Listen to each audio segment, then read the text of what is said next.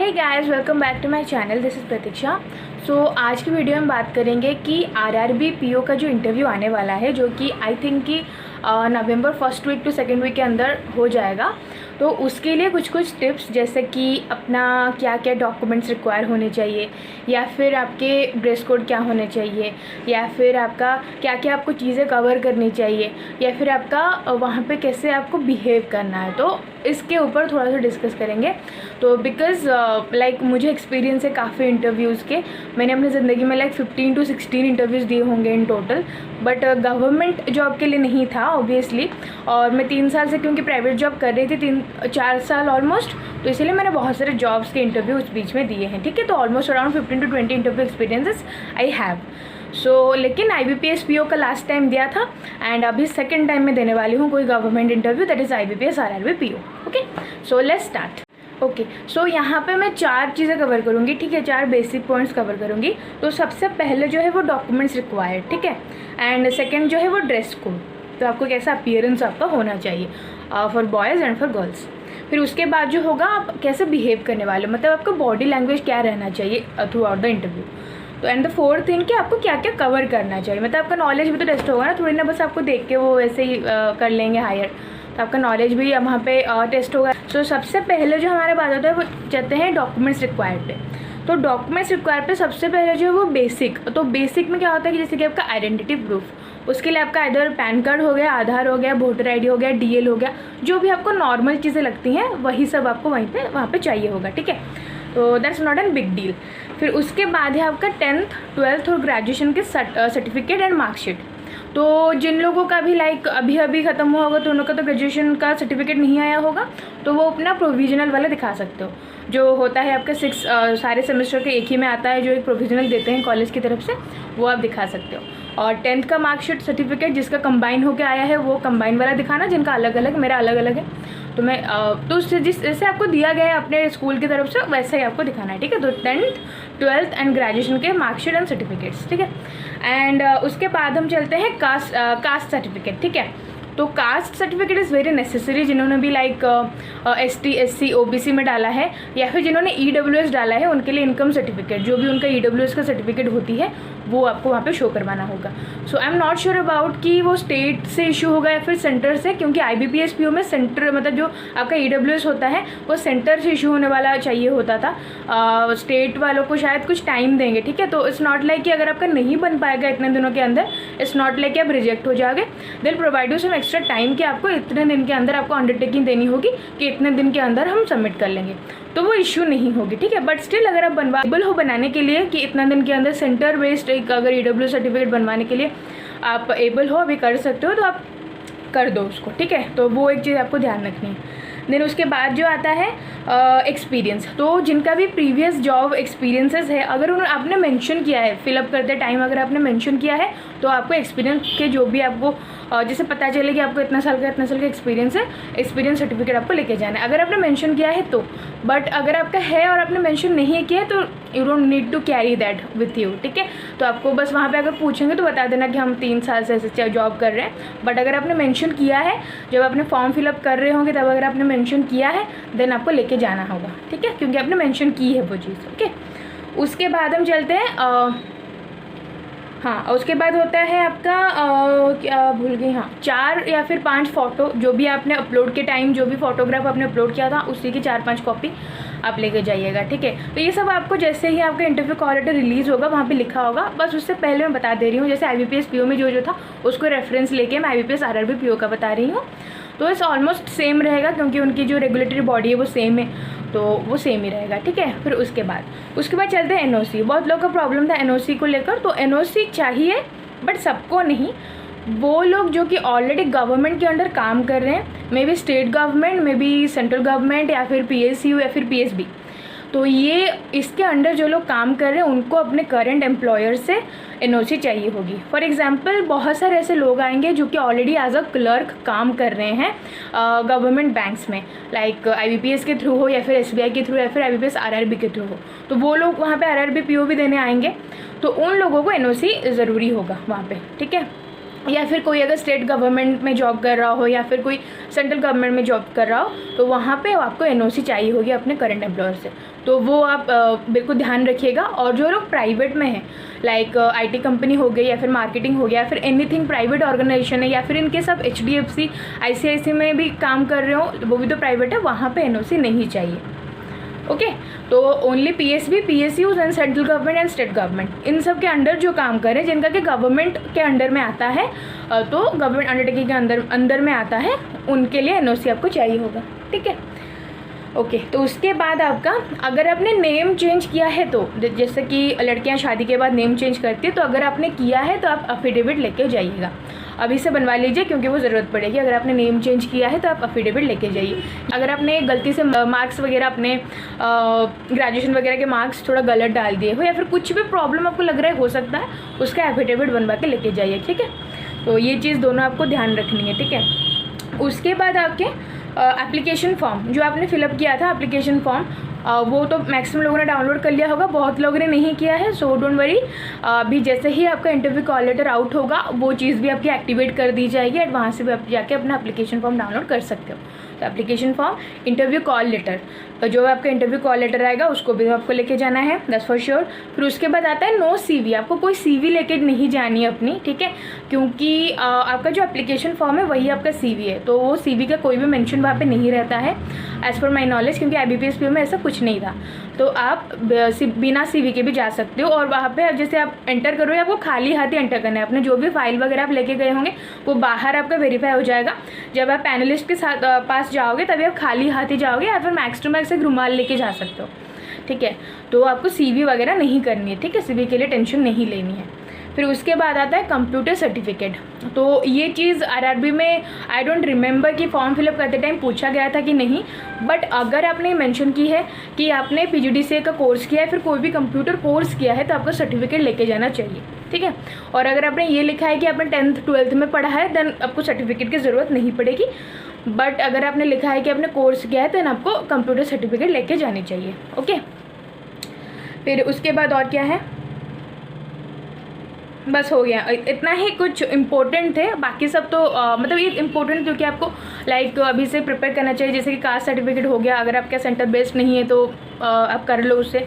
फिर उसके बाद आपका हो गया और क्या बताया मैंने, NOC, जो आपका PSB अगर PSU में है तो उनके लिए NOC चाहिए होगा, तो वो भी आप कर लो। ठीक है, फिर उसके बाद नेम वगैरह का चेंज किया तो एफिडेविट बनवा लो। ये सब थोड़ा टाइम टेकिंग है, तो आप अभी से बनवाना शुरू कर दो। ठीक है, बाकी सब तो नॉर्मल ही है। फिर उसके बाद और कुछ चाहिए होगा नहीं, एक्सपीरियंस सर्टिफिकेट, जिनका भी एक्सपीरियंस आपने मेंशन किया है फॉर्म में, उनका एक्सपीरियंस सर्टिफिकेट लगेगा। पूछ सकते हैं, नहीं भी पूछ सकते हैं, बट हम रिस्क क्यों ले, है ना। So that's it. तो अभी हम चलते हैं the second part, that is the appearance, dress code. तो लड़के और लड़कियाँ दोनों के लिए बता दूंगी। सो एक्चुअली मैं स्टार्ट करती हूँ मैं गर्ल्स से, लड़कियों से, क्योंकि हमारे लिए बहुत सारा ऑप्शन रहता है पहनने को, क्या पहने। सो जैसे कि मैंने अभी ये पहना हुआ है, प्लेन पूरा ब्लैक का कुर्ता है। ठीक है, तो ये चल जाता अगर ये वाला पार्ट नहीं होता तो मैं सोच रही हूँ उसको यहाँ से काट दूँ। एनीवेज देखते हैं। तो मेरा कहने का मतलब ये था कि आप जो भी पहनो, ठीक है, देखो कलर का कोई टेंशन नहीं है। सब बोलते हैं कि लाइट कलर पहनो, ये वो, अच्छा मुझे नहीं अच्छा लगता वो सब पहनना, क्योंकि लाइट कलर में बहुत लोग कॉन्फिडेंट फील नहीं करते। जैसे मुझे बिल्कुल नहीं पसंद लाइट कलर्स पहनना। ठीक है, तो मैं नहीं पहनूंगी फॉर श्योर। तो इसीलिए आपको कैसे ड्रेस पहनने चाहिए, आपको ड्रेसेस ऐसा पहनना है जैसे कि सामने वाला को, मतलब जैसे आप अगर बात कर रहे हो उसका ध्यान आपके ड्रेस पे ना जाए।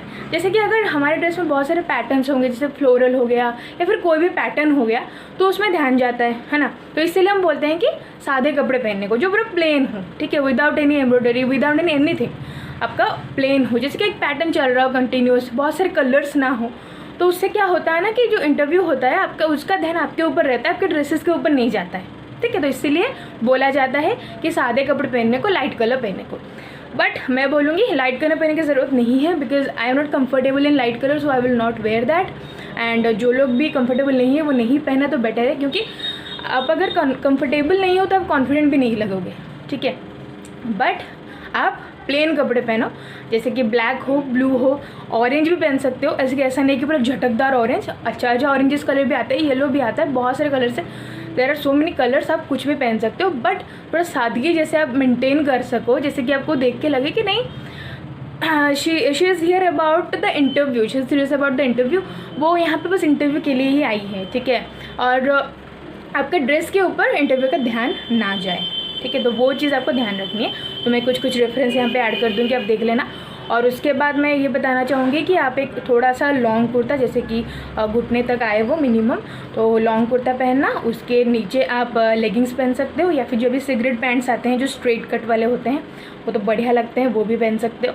फिर उसके बाद जो दुपट्टा है उसको साइड में ऐसे डाल सकते हो, या फिर वी शेप करके भी डाल सकते हो। वी शेप पुराना हो जाएगा, साइड में डालेगा, बहुत अच्छा लगेगा, ठीक है।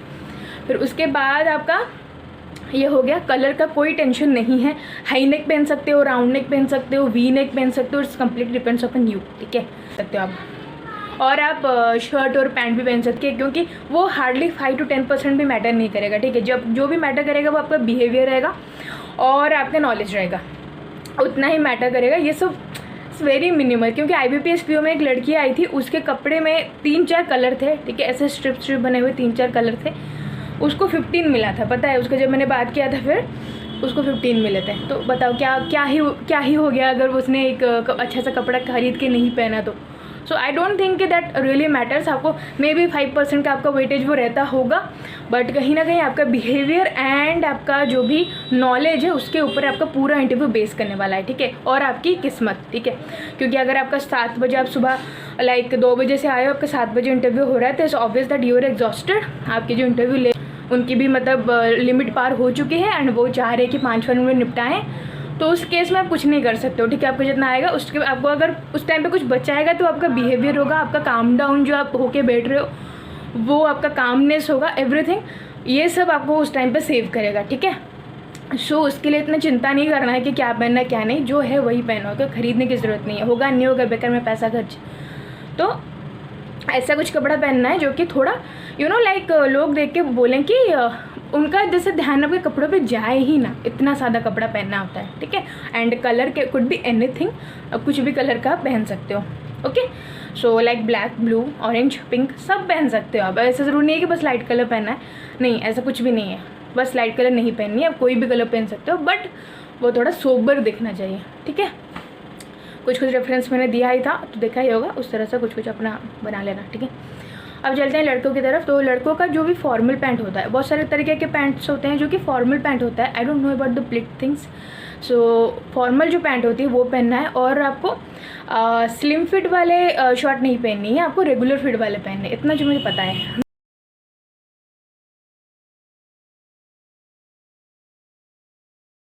बाकी और कुछ नहीं पता है मुझे इनके बारे में।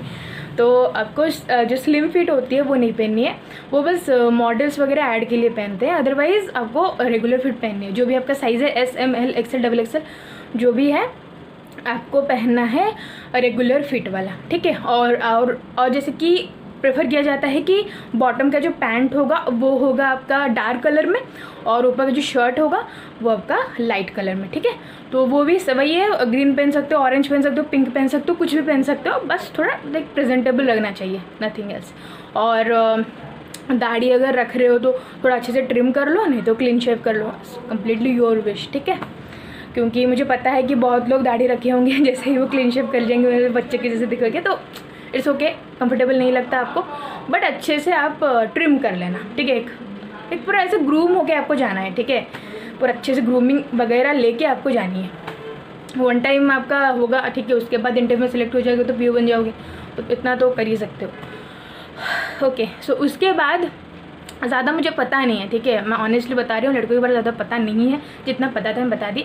बट एक बात है, कुछ लोग ऐसे पहन के आते हैं जो यहाँ पे जो स्टिच होती है ना, वो जो शोल्डर के जो स्टिच होती है वो यहाँ तक आता है, तो वो सब नहीं करना है, अपने साइज़ का ही खरीदो, ओवर साइज़ क्यों खरीदना है। फिर और क्या था हमारे पास, फिर उसके बाद आता है आपका जो बिहेवियर होगा, आपको कैसे अपने आप का, आपका जो बॉडी लैंग्वेज होगा वो आपको कैसे करना है, ठीक है। तो आप जो भी कपड़ा पहन रहे हो, एंटर कर रहे हो, एंटर करने के बाद आपको फर्स्ट थिंग ये बोलना है कि मे आई कम इन, नो सर, नो मैम, मे आई कम इन, मे आई कम इन सर, नहीं ये भी नहीं, मे आई कम इन मैम, ये भी नहीं, तो मे आई कम इन ये आपको बोलना है। पहले नॉक करना है, फिर मे आई कम इन बोलना है, फिर वो बोलेंगे प्लीज़, तो आपको आना है, इतना आपको पहले करना है, ठीक है। उसके बाद वहाँ पे 95% ऑफ द केसेस में 4 होते हैं मेल पैनलिस्ट और एक फीमेल। तो आपको सबसे पहले जो है जो फीमेल पैनलिस्ट है उनको विश करना है, may be it's good morning और गुड आफ्टरनून और गुड इवनिंग जो भी है, गुड मॉर्निंग मैम और गुड इवनिंग मैम।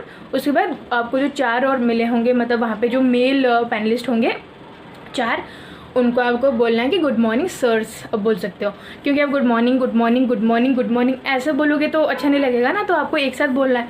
और एवरीवन बोलोगे तो वो थोड़ा कैजुअल हो जाता है, गुड मॉर्निंग एवरीवन वो थोड़ा कैजुअल हो जाता है, तो आप बोल सकते हो good morning ma'am, good morning sirs, ठीक है।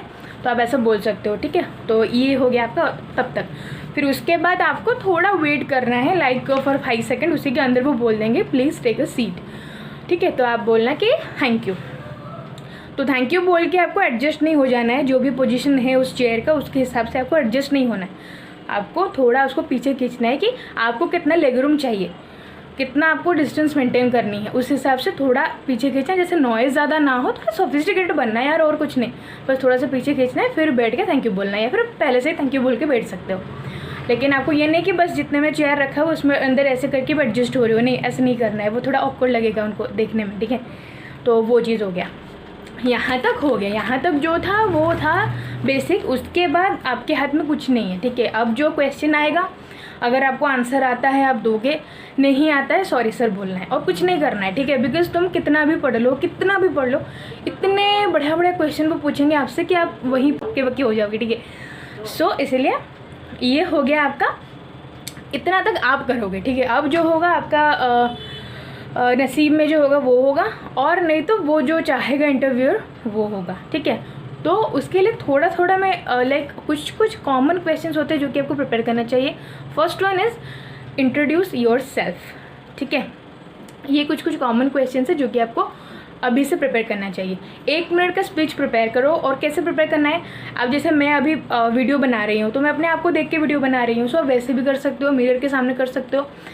आपको 1 मिनट का स्पीच करना है रेडी, आपका इंट्रोड्यूस योर सेल्फ में, तो ये रहेगा। उसके अंदर आपको क्या क्या इंक्लूड करनी है, पहले तो आपका मतलब आपके नाम, अगर नाम आपको पहले बताना है, ठीक है। तो माय नेम इज़ प्रतीक्षा दास।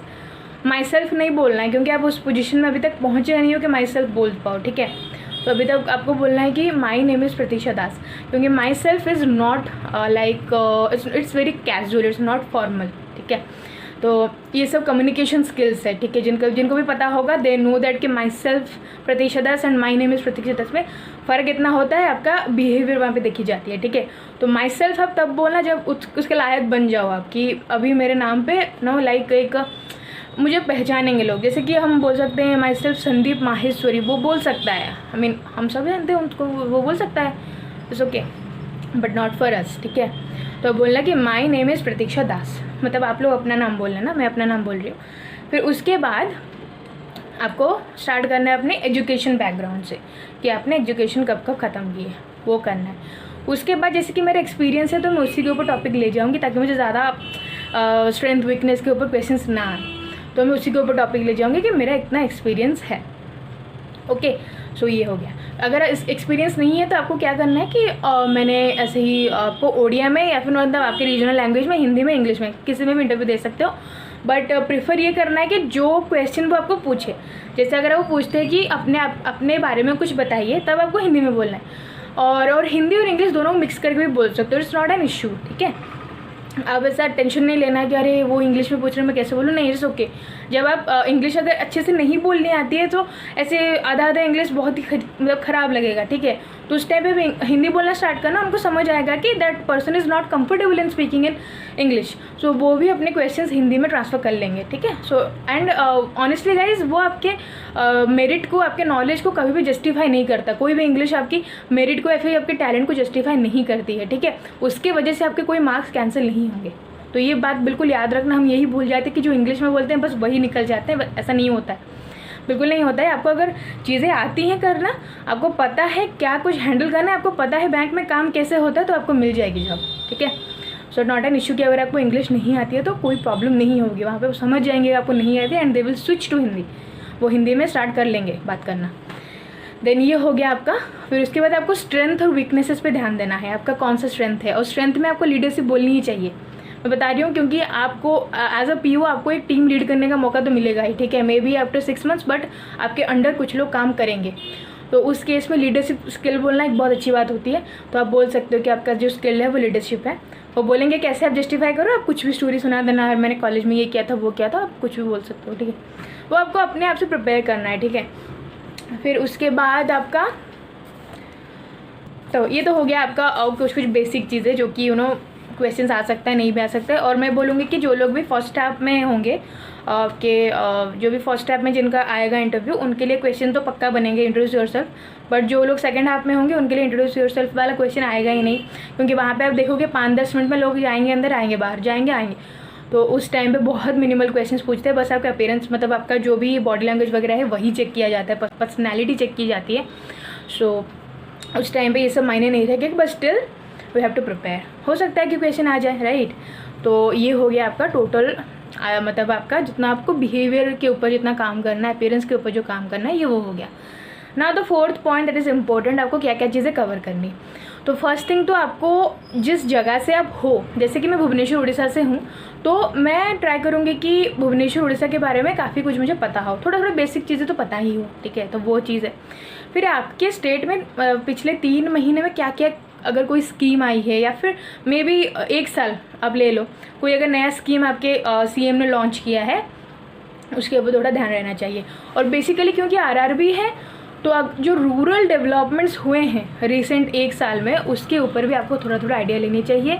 और आप मैं बताऊंगी तो आप पेपर पढ़ना, जब भी आपका इंटरव्यू उससे 7-8 दिन पहले पेपर डेली पढ़ना, आपको बहुत सारी चीज़ें मिलेंगी। हो सकता है क्योंकि वो लोग हमारे तरह 6 महीने का करंट अफेयर नहीं पढ़ते हैं, वो डेली पेपर पढ़ने वाले लोग हैं, तो उनको याद थोड़ी रहेगा 6 महीने पहले क्या हुआ था, उनको वही 4-5 दिन का ही याद होगा, तो उसी के अंदर से पूछ सकते हैं, तो वो भी करना, ठीक है। फिर उसके बाद आप अभिजीत मिश्रा जो पढ़ाते हैं बैंकिंग ऑनर्स, उनके क्लासेस करो, बैंकिंग के सारे टर्म्स पता करो, नाबार्ड के ऊपर पढ़ाई करो, आरआरबी के ऊपर पढ़ाई करो कि आरआरबी कब बना था, आरआरबी का मेन मकसद क्या था, क्यों बना था आरआरबी, इतने सारे पीएसबी तो हुए, क्यों बना था आरआरबी, ये क्वेश्चंस आपको आ सकते हैं, क्रॉस क्वेश्चंस, उसके लिए रेडी रहो। और नाबार्ड और आरबीआई में फ़र्क क्या है, ये सब क्वेश्चंस आपको आ सकते हैं। नाबार्ड के बारे में पढ़ना है, आरआरबी के बारे में पढ़ना है, इवन पीएसबी के बारे में भी पूछ सकते हैं। सो आप बिल्कुल नहीं बता सकते आपको क्या पढ़ना है क्या नहीं, बट आपको कहीं कहीं हमें ट्राई करना है कि हम अपना 100% जितना भी सोर्स हमको मिल रहा है हम पूरा उसको पढ़ लें, ठीक है। और लास्ट थिंग बताना चाहूँगी, जो लोग भी थोड़ा सा भी नर्वस हो रहे हैं कि उनका पहली बार मतलब पहला इंटरव्यू है, कैसे करें क्या करें, सो बहुत सारे पीडी क्लासेस होते हैं। So what is PD classes? Personality development classes, जो कि अभी तक स्टार्ट हो चुका होगा, भुवनेश्वर वगैरह में स्टार्ट हो चुका है, तो आई नो कि आपकी सिटी में भी स्टार्ट हो चुका होगा। तो अगर पहला बार किसी का इंटरव्यू है, इससे पहले कभी भी इंटरव्यू नहीं गया है, वो आई वुड रेफ़र कि आप लोग जाओ, ठीक है। क्योंकि देखो एक बार आप पैसा खर्च करोगे, आई अंडरस्टैंड कि कुछ लोगों के लिए परेशानी होगी, इट्स कम्प्लीटली योर विश आप जाओगे कि नहीं, बट अगर आप दे पा रहे हो 1500-2000 का ही आएगा कॉस्ट मैक्स, तो आप जाओ कर लो। क्योंकि देखो यार, वन टाइम अपॉर्चुनिटी है, नहीं आएगी बार बार। यू कैन नॉट से कि आपका अभी मेन क्लियर हुआ है तो नेक्स्ट ईयर फिर IBPS भी होकर मेन क्लियर हो जाएगा, फिर SPI भी होकर मेन क्लियर हो जाएगा। Is very unpredictable. सो इसीलिए अगर आपका कॉन्फिडेंस नहीं आ रहा है, आपको लग रहा है कि यार मैं कैसे फेस करूँगा इतने सारे लोगों को, देन गो एंड आप PD क्लासेस करो, पर्सनल डेवलपमेंट। वहाँ पे आपको कोई भी इंस्टीट्यूट वगैरह जो भी बैंकिंग इंस्टीट्यूट नॉर्मली वही प्रोवाइड कर रहे हैं, तो आप लोग वहाँ से जाओ। फिर ऑनलाइन भी स्टार्ट हो चुका है, तो वहाँ पे जाके आप भी इनरोल कर सकते हो, ठीक है। सो ये पूरा टोटल था सिनेरियो, ठीक है। सो ये था। And let me know one more thing कि अभी मैं सोच रही हूँ कि IBPS क्लर्क के लिए सोर्सेज वाला स्ट्रैटेजी वाला वीडियो बनाऊँ या फिर किसके लिए बनाऊँ। मैं थोड़ी कंफ्यूज हूँ कि मैं अभी अगला टॉपिक क्या बनाऊँ, तो लेट मी नो दैट, ठीक है। Thank you so much for watching and all the best, and please subscribe to my channel, that's important.